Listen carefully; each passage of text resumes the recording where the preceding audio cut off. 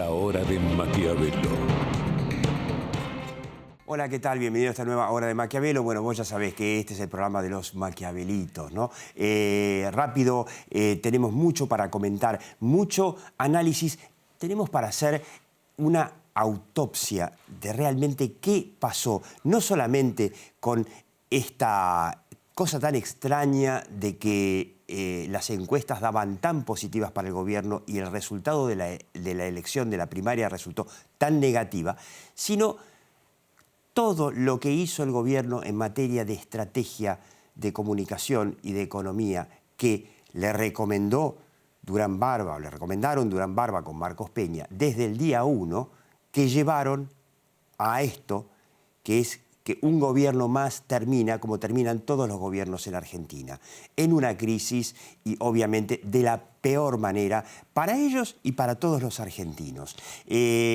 Habría que llamar esta introducción, ponerle un título, algo así como un gobierno de locos. ¿Qué es un gobierno de locos? Un gobierno de locos es pensar que haciendo siempre lo mismo vas a obtener resultados diferentes. Y es muy curioso. Vamos a escuchar primero, me gustaría que escuchemos en el programa de hace 3 meses, 4 meses, cuando empezaba la campaña, estuvimos con Claudio Chiarutini y justamente conversábamos sobre esto. La campaña que pensó Marcos Peña en el mes de octubre del año pasado no existe, se evaporó. Esa campaña tenía, no se habla de economía, claro, esa campaña era, vamos a tener mucha discusión para polarizar pero el Congreso. Todos dijimos, es esa imposible. Campaña es, Claudio, no estaba la baña. Claudio, todos dijimos cuando, allá por noviembre, supuestamente Durán Barba dijo, en esta campaña no vamos a hablar de economía. Todos dijimos, me incluyo, es imposible. Pero vos lo dijiste, yo lo dije, él lo dijo, pero Marcos Peña decía lo contrario. Bueno, esto fue en marzo, ¿no? El gobierno todavía estaba a tiempo de presentar un plan económico diferente, entender que el problema suyo había sido el fracaso económico. Bueno, es de locos haber pensado que se podía hablar de o cambiar la economía por las obras o cambiar la economía por el tema de la corrupción. Y ahí quiero ir porque yo lo conocí hace muchos años a Jaime Durán Barba. Y yo recuerdo que el Jaime Durán Barba que yo conocí era otro. Por ejemplo, él te decía, mira, en América Latina el tema de la corrupción funciona hasta por ahí nomás. Si vos vas a las clases más bajas y les decís, fulanito, el candidato este roba, el tipo te dice de repente, bueno, pero si le trae luz a mi barrio, déjalo robar un poquito. Este era el Durán Barba que yo conocí, pero de repente creyeron que para hablar como hablan los politólogos, este clivaje de honestidad versus corrupción iba a funcionar en una situación económicamente muy grave. Bueno, evidentemente no funcionó. Quiero que veas la nota que publicamos esta semana en Infobae, sintetizando un poco lo que vinimos hablando el programa anterior y lo que vamos a hablar en este programa de la Hora de Maquiavelo. ¿Por qué Jaime Durán Barba llevó a Mauricio Macri a la derrota? A todo esto, un Jaime Durán Barba que ya está de vuelta al mando de la campaña junto con el jefe de gabinete, Marcos Peña. Bueno, en fin. Esto se publicó el domingo. El lunes pareció casi, no sé si lo fue, pero pareció casi una respuesta de Jaime Durán Barba en el portal de Perfil. Jaime Durán Barba normalmente escribe en el diario Perfil en papel, pero esta vez, la primera vez que publica solamente en el diario Perfil, bajo el título de «Hay que aceptar lo que ocurrió». Y lo que sostiene Durán Barba es que, bueno, que las encuestas se equivocaron, que lo mismo pasó en el Brexit. Claro, el Brexit, la diferencia fueron de 4 o 5 puntos, ¿no? Lo mismo había pasado en la campaña de Estados Unidos entre Hillary Clinton y Donald Trump. Aclaro, el voto popular, lo que se llama el voto popular, lo ganó Hillary Clinton, le ganó por 3 millones de votos a Donald Trump. Donald Trump termina ganando porque logró más electores en 2 estados puntuales, pero las encuestas tanto no se habían equivocado. Bueno, Durán Barba dice, esas son cosas que últimamente pasan, y puso en tela de juicio a todas las encuestas y todas las metodologías de las encuestas. Y en su columna mostró una serie, hizo una recopilación de encuestas que estaba medio dudoso, ¿no? Porque había un montón de encuestas, que ahora vamos a hablar con una de esas encuestadoras, como también vamos a hablar con Claudio Cherutini. Hubo muchas encuestas que estuvieron mucho más cerca. Ninguna le pegó a los 15 puntos. Ahora, yo quiero que veas, muy interesante, una nota que publicó Los Angeles Times en Estados Unidos sobre la campaña electoral. In an embrace of the populist left, Argentina voters rebuke their president, ¿no? Que volvió la izquierda populista, etc. El autor, bueno, no se ve por ahí, se llama Chris Cowell, y estuvo en la Argentina acompañado por, contrató al director ejecutivo de ADEPA, Andrés D'Alessandro, para que lo acompañe como, el hombre habla castellano, pero como guía periodístico, y estuvo en 2 centros de votación, en Dock Sud y en Almagro. Y él le mostró, le dijo, bueno, mira, acá en Dock Sud vas a ver que son todos votos anti-Macri, y en Almagro, un barrio de clase media de capital, van a ser todos votos por Macri. Y se dividieron la tarea. D'Alessandro, argentino, obviamente, preguntando a la gente que salía del centro de votación, y el yanqui. Bueno, acá viene la gran sorpresa. A D'Alessandro, cuando le preguntaba por quién votó, nadie le quería decir. Y al yanqui, que hablaba con acento, que tenía pinta de yanqui, la gente le decía. Cuando salieron del centro de Dock Sud, le dijo, bueno, acá no hay un solo voto para Macri. Pero cuando salieron del centro de votación de Almagro, ¿qué había pasado? Exactamente lo mismo. La gente no le decía al argentino, pero sí le contestaba al yanqui. Entonces, la pregunta que nosotros nos hacemos, nuevamente, los 80 focus group que hizo Mauricio Macri, ¿no debían haber mostrado lo que estaba pasando? Bueno, un tema para la hora de Maquiavelo. Quiero que veas una foto. Esta semana estuvo Mauricio Macri y se reunió con Fernando Enrique Cardoso. Acá estuvieron esto es en Olivos, y estuvo Fernando Enrique Cardoso en el Malva, en un evento realmente histórico que hizo el Grupo Clarín, con Macri, con Cardoso y con Alberto Fernández, que por supuesto que fue el highlight, ¿no? Muy interesante. Bueno, ¿qué dice? Seguramente que se lo debió haber dicho Fernando Enrique Cardoso a Mauricio Macri. Una de sus máximas es: gobernar es explicar. Gobernar es explicar. Quiero que escuches nuevamente a Jaime Durán Barba. ¿Qué opina de eso? Tiene que explicar la herencia recibida. ¿A quién? A la sociedad, a la política. Yo fui discípulo de Matt Riesel, el estratega de Kennedy, y te habría preguntado, cuando tú dices eso, nombres, direcciones y teléfonos. ¿A quién? A nadie le interesan los conceptos. ¿Cómo demuestra? A nadie le puedes demostrar que es bueno quitarle sus cosas. Esa demostración es imposible. Bueno, ¿no? Por supuesto, si no podés explicar nada, no podés hacer nada. Y esa fue el principio que guió al gobierno hasta llevarlo a donde lo llevó. Quiere decir, los errores de asesoramiento de Durán Barba y Marcos Peña a Macri no fueron solamente por el último tramo de esta campaña, sino que vienen del día 1. Yo quiero que lo escuches a Mauricio Macri, porque esta semana en el Malva nos demostró que realmente a Mauricio Macri lo engañaron. Primero también quiero recoger el guante del cimbronazo, ¿no? Porque antes que presidente soy una persona. Y claramente fue un palazo por el resultado y por lo sorpresivo, ¿no? Por todo lo que sabemos que fallaron las investigaciones. Vamos a hablar de esto. Lo engañaron a Mauricio Macri.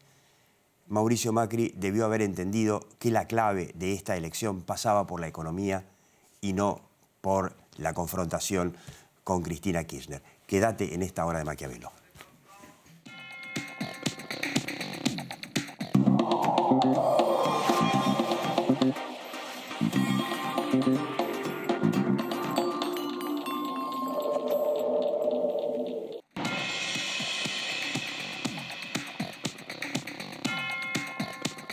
No hay excusas que valgan. En Argentina mueren miles de personas al año a causa de la neumonía. Si sos mayor de 65 años, tenés más riesgo de padecerla. Finalmente lo convencimos y se vacunó para prevenir la neumonía. Vacunate ya. La neumonía te puede matar. La vacuna la puede evitar.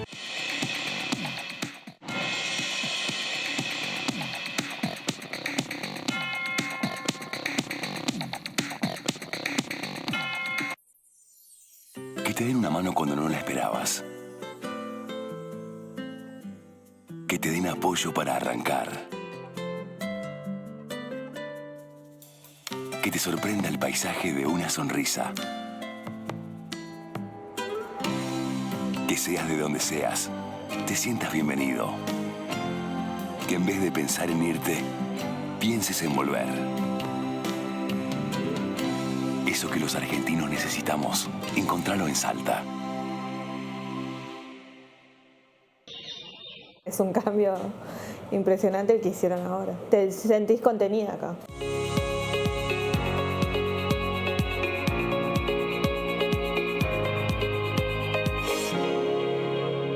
En Provincia ART, nuestra meta es protegerlas de todos. Ingresá en provinciaart.com.ar o llamanos al 0800-333-1278. Provincia ART, con el respaldo de Grupo Provincia.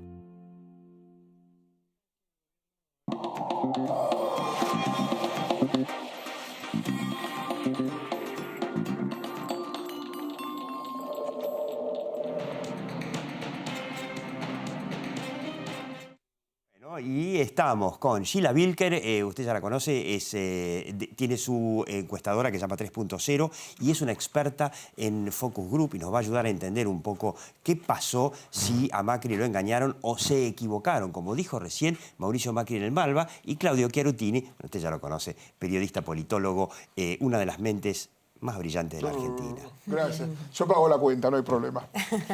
¿Cómo va? ¿Qué tal? ¿Qué te pareció Macri diciendo...? Macri sigue hablando de Macri y eso es lo más interesante de todo este proceso. Acaba de darle un cachetazo a la opinión pública, al ciudadano, y sigue hablando de él. Lo que le interesa a la gente es lo que va a hacer el presidente de la Nación por la gente. Entonces, si vos querés pedir votos, no hables de vos, hablas de ellos. Claro, sí. Entonces, decirle, ¿qué vas a hacer por la gente? El mensaje del presidente es, cambié solo a un ministro, estas son todas las medidas, no hay más. Claro, ya confirmó. Y además, todos los generales que nos llevaron a la derrota son ratificados para manejar la siguiente batalla. Sí. Sigue Durán Barba, sigue Marcos María Peña. Eugenia Vidal le soltaron la mano, está suelta en la provincia de Buenos Aires con una derrota enorme. No hay un acto de solidaridad hacia ella, no hay un diputado, un senador. La CUNSA, hay que ver si no es un gesto hacia María Eugenia Vidal. O sea, al revés, es María Eugenia Vidal poniendo el pie adentro del gabinete. Bueno, por eso te digo, para es un asegurarse gesto. Dinero. Bueno, a ver. Bueno, pero es un gesto hacia el sector de Vidal, digo, sin lugar a dudas. Yo te lo diría Macri no tenía candidato.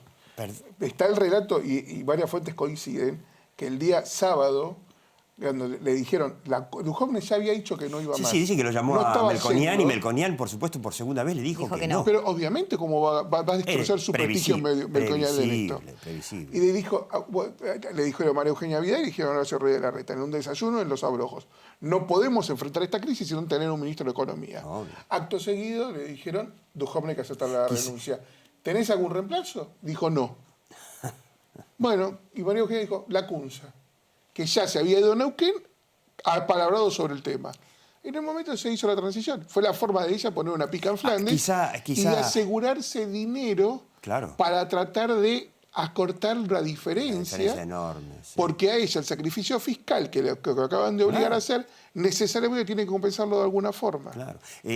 A todo esto, quizá ministro de Economía, lo que es ministro de Economía, habría que haber tenido La acusa del ministro de Economía. Por supuesto, es de El Hacienda. secretario de Hacienda. Como fue Duhovne. Como fue secretario de Hacienda. ¿Y cómo Pratgay? Mauricio Macri ha gobernado sin ministro de Economía. Sin ministro de Economía por lo menos 2 años o más y medio. Y sin un palacio de Hacienda real durante todo su mandato. Y con la economía en crisis y totalmente fragmentada. Bueno, este es el resultado. Yo quiero que lo escuchen, Claudio, a Diego Reynoso, de la Universidad de San Andrés, que es el que hizo la encuesta que mostramos en el programa pasado, repasarlo en el canal de YouTube, que dio la pauta de que las encuestas no se habían equivocado tanto, sino que en los focus group tendría que haber saltado esto que el periodista de Los Angeles Times comprobó, que había un voto, llamémoslo vergonzante. Admitir que se votaba a Cristina Kirchner evidentemente no era fácil para mucha gente y que eso solamente se podía detectar en un focus group, y ahora vamos a ver por qué. Escuchar un segundo a Diego Reynoso. Efectivamente, las encuestas a nosotros en la universidad nos arrojaron que un 15% no sabía quién iba a votar, los indecisos, y un 18% prefería no contestar. Es decir, nos decía que tenía definido su voto, pero prefería no decirlo, lo que comúnmente podría uno llamar el voto vergüenza.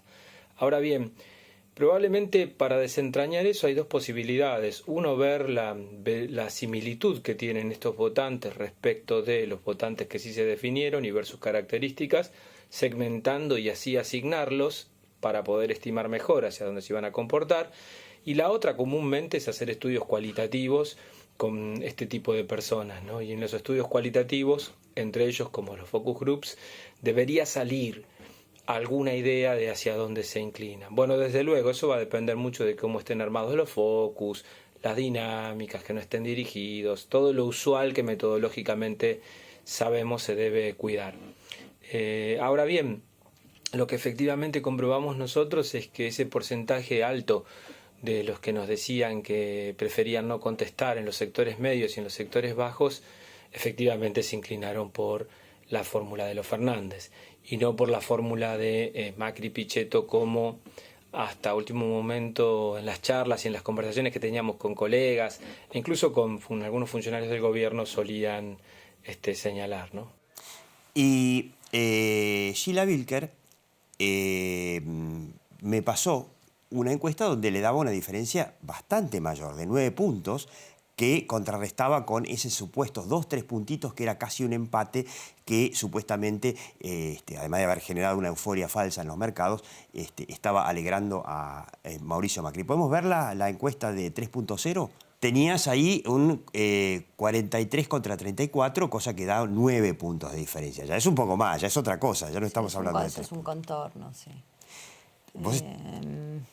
Sí, nosotros tuvimos, a ver, la campaña arrancó con una diferencia muy amplia que el gobierno tendió a cortar, ¿no? Un poco en la campaña, y se volvió a abrir la brecha sobre la última semana. Yo creo que en la última semana el gobierno perdió 3-4 puntos, sin lugar a dudas. O sea, mientras Durán Barba decía, se está cortando la brecha, en realidad se estaba ampliando.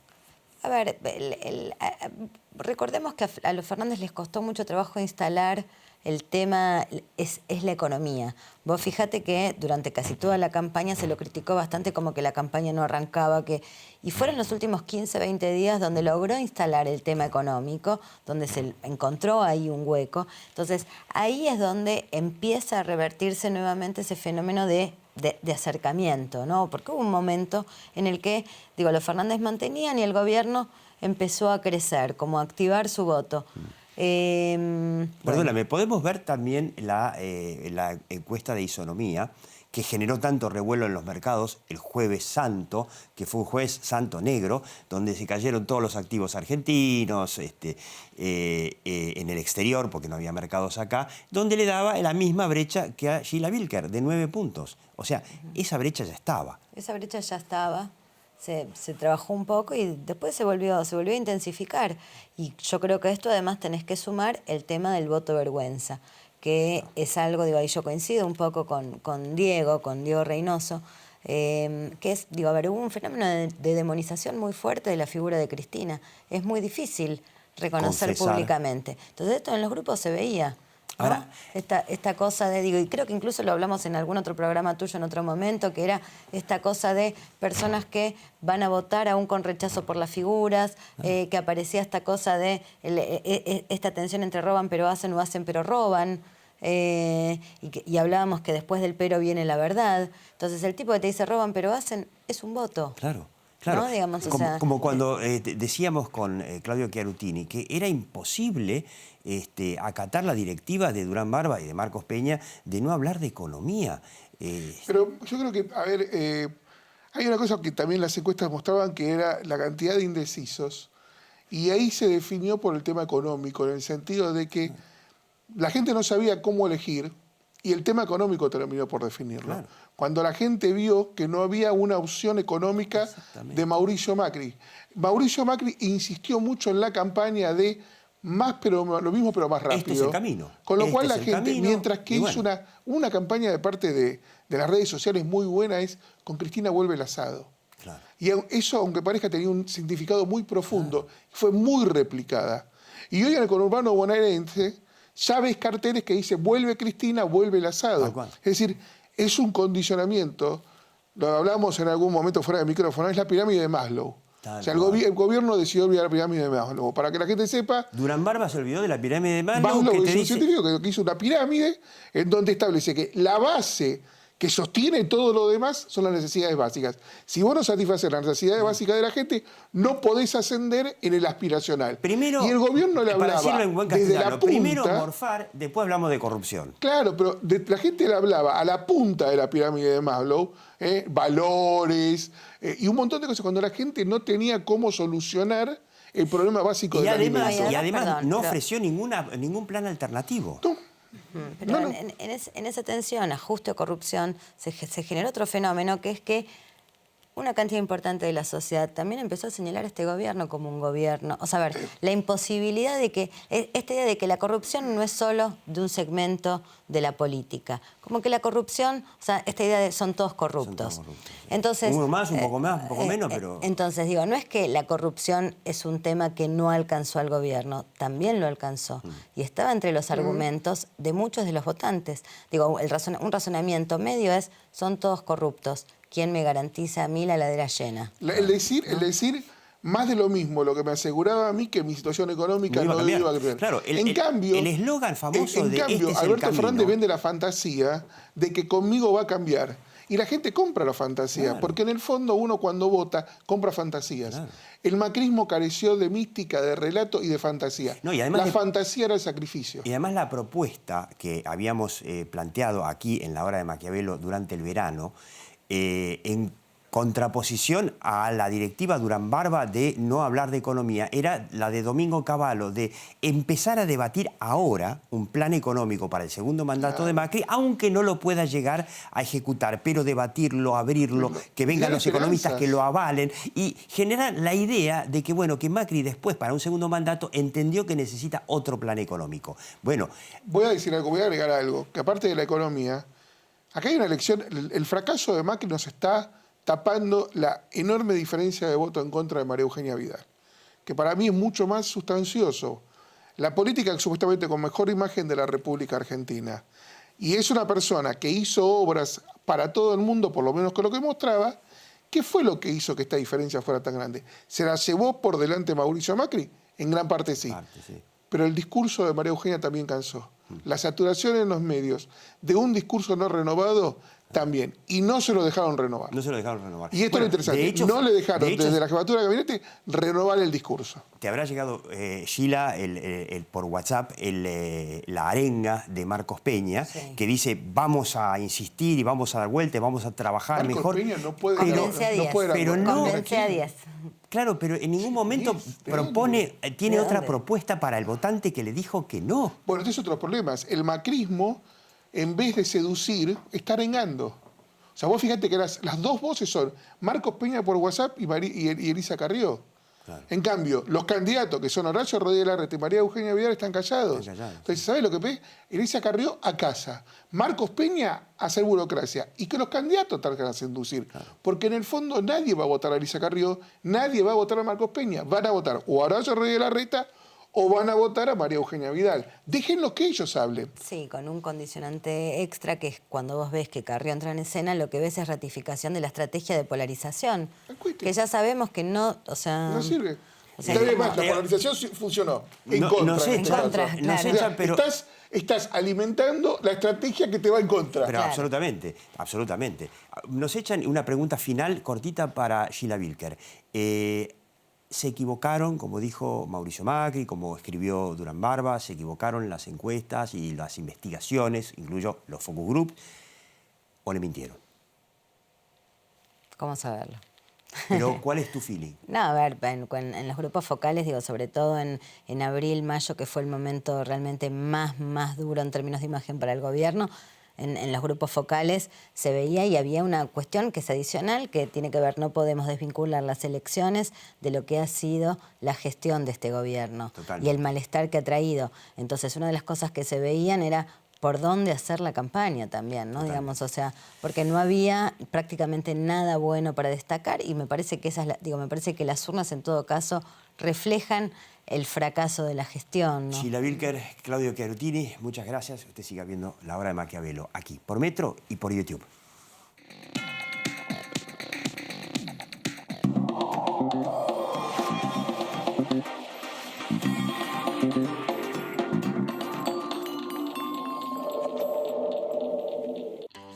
Aseguraste tu auto, pero ¿aseguraste viajar?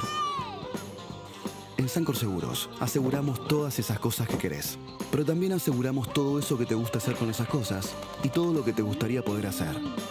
Por eso te ofrecemos seguros de vida que se adaptan a tu vida y te dan la tranquilidad de estar construyendo tu futuro y el de los que más querés hoy. En Sancor Seguros aseguramos lo más importante de tu vida, tu vida.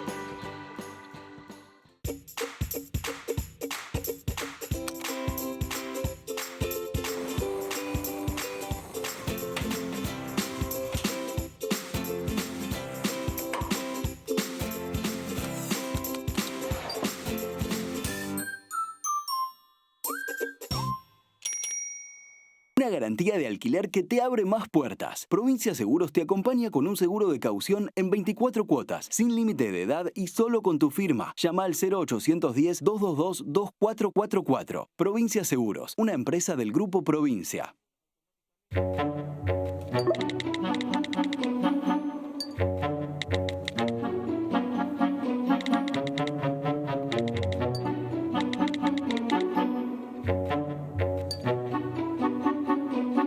Innovación permanente. Vago. Ética al servicio de la salud.